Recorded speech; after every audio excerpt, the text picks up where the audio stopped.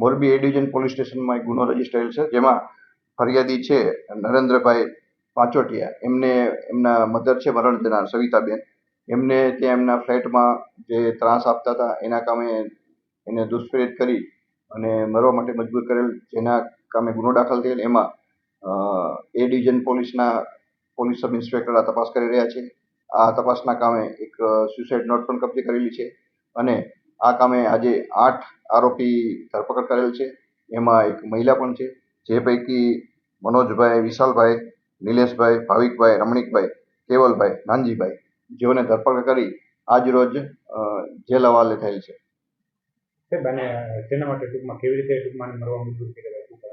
એમને અગાઉ ત્યાં જે ફ્લેટમાં રહેતા હતા ત્યાં છે મરણ જનાર, એમની સાથે બોલાચાલી અને માથાકૂટ થયેલી હતી. એ બાબતે ઝઘડો થયેલ હતો અને એમાં એને મરવા માટે મજબૂર કર્યા હતા અને એ બાબતે એમને સુસાઇડ નોટ પણ લખી હતી અને એની તપાસ હાલે ચાલુ છે.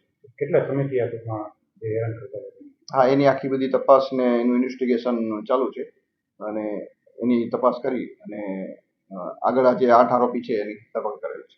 મૃતકનું નામ અને કયા એપાર્ટમેન્ટ કઈ વિસ્તારમાં? સવિતાબેન કરીને છે, જેઓ એ ડિવિઝન વિસ્તારમાં છે. એના દીકરા છે ફરિયાદી નરેન્દ્રભાઈ છગનભાઈ, એમને ફરિયાદ આપેલી છે.